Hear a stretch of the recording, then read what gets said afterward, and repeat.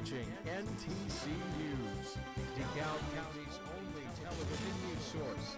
On the campus of Northern Illinois University and from the Northern Television Center, this is NTC News Tonight. 12 people are in jail after a drug deal gone bad at the Travel Inn in DeKalb this past weekend. I'm Kozeluh. Thank you for joining us. And I'm Neal. Police say two groups squared off after an argument over a payment that eventually led to gunfire. The police say that it began when two men were in the middle of a drug deal and one ran off with some marijuana. The alleged dealer gathered his friends to approach the thief, and that's when the fighting began. A single gunshot was fired, but no one was wounded. The two groups fled the scene, but the police were eventually able to arrest a dozen people. Several people appear to be NIU students, but there's no word on whether the school is going to take any action. DeKalb drug dealers now have one more reason to look over their shoulders. Just last week alone, 12 out of 20 arrest warrants were related to illegal sales of dangerous narcotics. The city of DeKalb has dealt with multiple cases with heroin, crack cocaine, and Molly. DeKalb's newly formed Targeted Response Unit busted a meth lab at that same Travel Inn on Lincoln Highway. Last month, there was a bust at the DeKalb-Taylor Municipal Airport where police found 22 kilograms of cocaine in a small plane. 12 successful busts this month, the Targeted Response Unit is off to a very good start. The new Target Unit isn't the only thing changing coming to DeKalb. The DeKalb City Council has approved the Irongate Housing Development Plan. This plan will build homes and townhomes in DeKalb. The community is expected to be built over the next 20 years, with 21 units being built in the first year. Under the plan, about 5 acres are set aside for commercial property and about 12 acres for senior housing. The plan includes 2 churches, several parks, and an elementary school. NIU students who commute to school on I-88 will be able to drive faster on their way to school starting in January. Here is Cassie Allman with the accelerated details. The speed limit on this section of I-88, a 64-mile stretch that starts west of Route 47, is about to have its speed limit increased. The current posted speed limit of 65 miles per hour will be increased to 75 miles per hour. The posted minimum speed will also be increased from 45 miles per hour to 55 miles per hour, according to the Illinois Tollways Board of Directors. This change will directly affect NIU students who use this tollway to commute to school. I think raising the speed limit to 70 is a really great idea because it's going to take me less time commuting from North Aurora to get to class, so I can actually probably sleep in a little bit more. According to the DeKalb Police Department, this increase in the posted speed limit will most likely not change how law enforcement evaluates who to pull over for speeding. We contacted the Illinois State Police, who patrol I-88 and other state highways, to get their input, but they did not respond. While drivers will be driving faster, law enforcement believes that this will not cause more tickets or accidents. They also say that the speed increase may not cut down on commute times. Winter months, of course, you want to give yourself some extra time, inclement weather, even as we've seen here this fall, some foggy mornings and some rain-soaked highways and so forth. Again, just allow extra time. You can't always dictate your commute time based on a sunny, dry day. The new speed limit will take effect in 2014 as soon as the new signs are posted. For NTC News, I'm Cassie Allman at the DeKalb Oasis.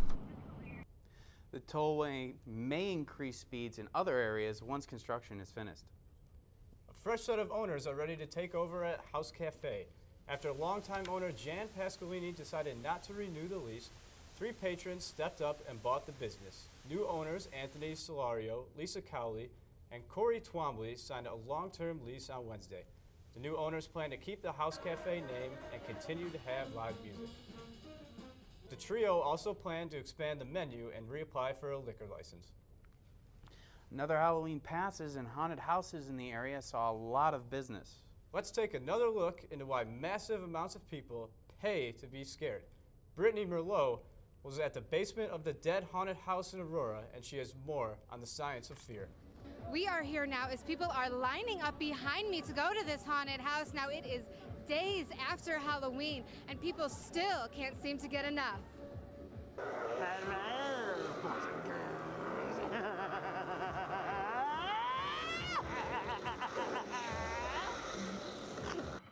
Anticipation builds as you are waiting next in line to enter. As you start to breathe heavier, your heart rate will increase. Your blood will begin flowing to your major muscles like your arms and legs. It's essentially preparing itself to respond to any threat that is looming, which is why you find yourself gripping on to someone close to you. We love to have the opportunity of making jocks scream like girls, where boyfriends throw their girlfriends in front and flee for their lives, where people lose control of their bodily functions. Yes, it is an excellent time for me and my fellow monsters. Professor David Valentiner at Northern Illinois University says that screaming at the top of your lungs at a clown that is scaring you is actually a healthy response. He suggested that it is actually therapeutic to feel fear in a safe setting.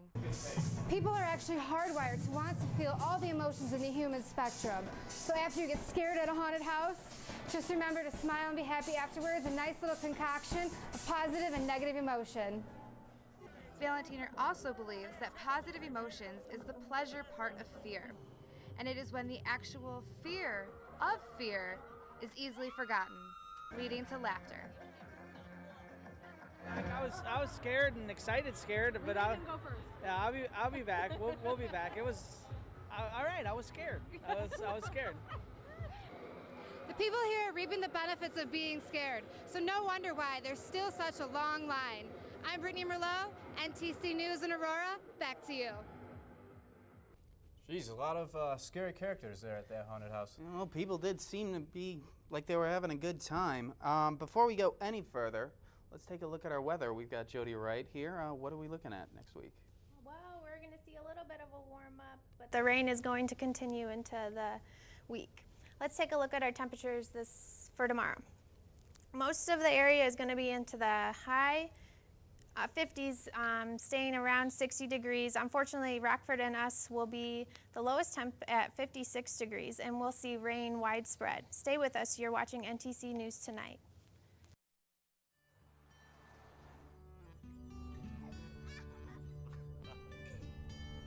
They say that when you're facing extreme danger, your life flashes before you.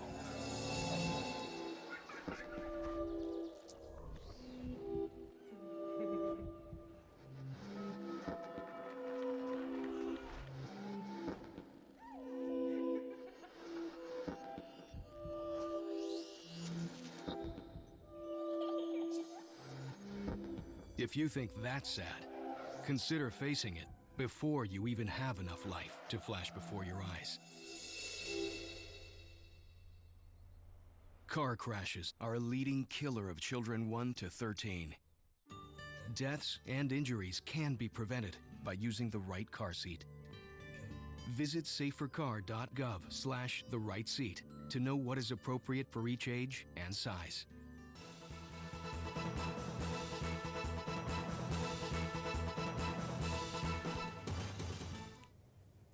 Welcome back, everyone. I hope you enjoyed the little bit of sun that we had today as we had above temperatures at 56 degrees. And then into tonight, we're only going to see a low in the mid-40s, and that's because the clouds are going to keep that heat in our area. Unfortunately, the sun is going down sooner and sooner, so we can't keep that heat for too long as our sunset has moved into the 4 o'clock hour. Into tonight, we're going to see this cold front move into our area, and that will increase our cloud coverage. But good thing we're not going to see that rain quite yet. And then on into Tuesday, as it pushes into our area, it will create that rain, and it will be pretty gusty. So I would suggest a raincoat and rain boots and not your umbrella because you might blow away. And then on into Wednesday, that rain will continue, and the wind will kind of subside, but it will still be pretty gusty out there. Into tonight, we'll have mostly cloudy skies with that low in the mid-40s, so it's not getting too cold quite yet. And then on into tomorrow, we will see that chance of rain, but our temperatures will stay pretty high, and we won't see snow quite yet. Into tomorrow night, we will see those rain showers still, and the gusts will be pretty high, so be careful when you're walking out there and don't blow away. Onto my 5-day forecast, we will see that rain in the beginning of the week and temperatures will drop slowly, but the sun will come out and we'll get to enjoy that nice, beautiful sun while it lasts. And on into Saturday, the temps will be up into the high 40s. That's it for your weather. Let's take it back to the desk. Well, it looks like we won't be able to put our umbrellas away just yet. Thanks, Jodi.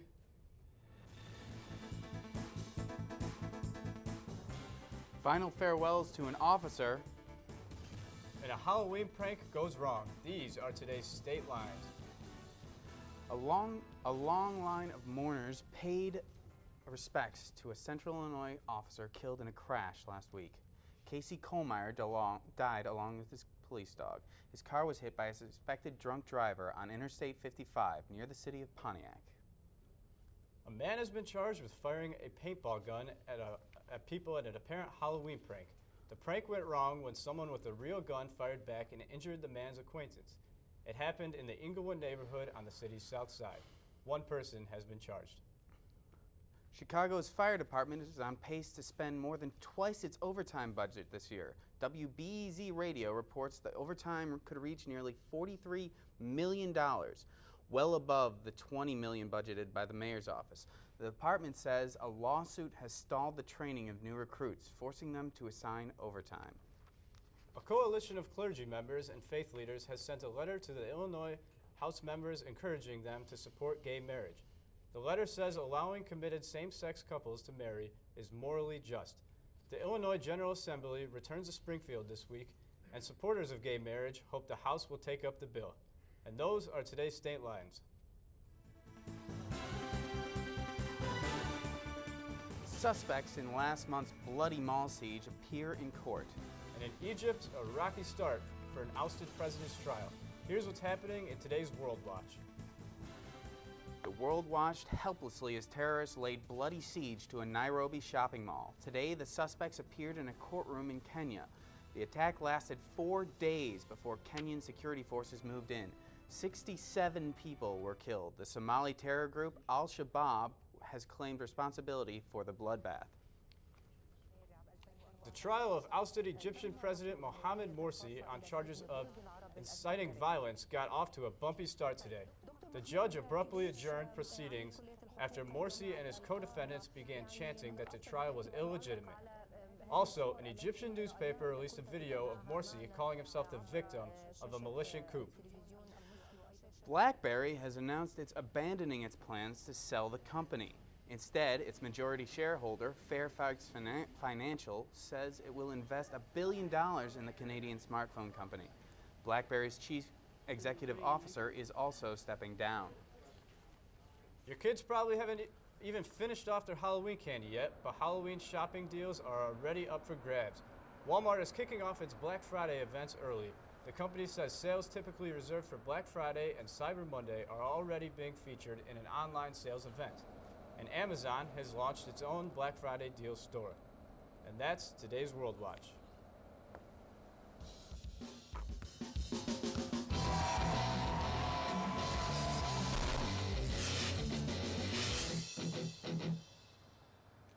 Hey everybody, my name is Thomas Hiley. I'm back here yet again for another segment of NTC Sports. And to start off, we're going to talk about NIU Huskies going against UMass this past weekend. Huskies get ready to play UMass as Lynch gets ready to get set for the game. In the first quarter, 3rd and 1, Lynch hikes the ball and just bum rushed into the end zone to get the Huskies on the scoreboard. Next possession, Lynch takes it yet again and goes up the middle and avoids the defender as he dives towards the end zone for yet another score. Lynch ran the ball 17 times for 119 yards that game, having 4 touchdowns, with this being one of them for 19 yards, as he takes it up the middle without being touched. Still in the first half, Lynch fakes it to the running back, looks for the deep pass. Lynch has a wide open Jerron Breskinson, who goes in for the easy score. Huskies go on to win the game 63-19. The NBA season has already started, and our Chicago Bulls are trying to start the season off strong. Bulls at 76ers with the 97-90 lead in the fourth quarter, and the rookie point guard Michael Carter-Williams drives to the basket and throws a floater for the 2 points and the foul by Derrick Rose. Carter Williams brings the ball up and tries to drive again and score with the floater, but he misses this time. Bulls can't come up with the ball, and Williams picks it up again and scores with the easy layup for the lead for the 76ers. 2 minutes left in the fourth, and Bulls trying to score. Rose passes the ball to Boozer, who tries to make something work, but dishes it out to Rose, who's in the corner and shoots the three for the go-ahead lead. Final seconds of the game, Williams tries to make something happen and throws the no-look pass to Spencer Hayes, who fakes the shot and pulls up for the deep two and makes the shot. 76ers go on to win the game, 107-104. There was a big rival matchup this past weekend in college football against the Miami Hurricanes and the Florida State Seminoles, which turned out to be a very great game. We start off in the second quarter where the Seminoles are up 14-7, and Jameis Winston dumps the ball to Devonta Freeman, who takes it 48 yards for the touchdown. For the Seminoles will be up 21-7. Third quarter, Winston tosses the ball to James Rowell Jr., who fights his way to make the tough score for the Seminoles for the 28-14 lead. It's Miami's ball, and Stephen Morris tries to make a play going deep, and he overthrows his receiver for the interception by the Seminoles. Yet again. After the interception, Winston hands the ball up to the back, who takes it in to the left to the 10-yard line, all the way for the score. Florida State goes on to win the game 41-14. Let's now show you the play of the day. Play of the day comes from Tampa Bay at Seattle. The quarterback hands the ball up to the back that looks like a run, but instead throws it over the defense for the catch by Tom Crabtree. Looking at it one more time, the defense fell for the fake, but set up for the easy, crazy touchdown by Tampa. Upcoming games this week for the Huskies will be the men's soccer team playing tomorrow against Western Michigan, and Friday the men's basketball team, women's basketball team, women's cross country, and women's volleyball playing as well. And with that being said, let's take it back to the desk. Coming up, some once-in-a-lifetime pictures taken over the weekend of the moon. And if you miss seeing the real thing, well, you're probably out of luck. We'll explain. Just do your laundry in cold and stick to full loads. Auto-sleep your computers. Plug your gadgets in a power strip and switch it off when you're done. Headed out? Turn back your thermostat by 10 degrees. And drive sensibly. The more energy you save, the more money you save. Find other great tips at energysaver.gov. For thousands of people, it was a sight that won't be seen again for more than 100 years. A rare hybrid solar eclipse over the weekend. You had to be in certain parts of Africa or the North Atlantic to see it. These images were taken in northern Uganda. It started with a partial shadow, followed by total darkness after the moon completely covered the sun. It's called a hybrid eclipse because a few seconds, a faint ring of light appears around the moon.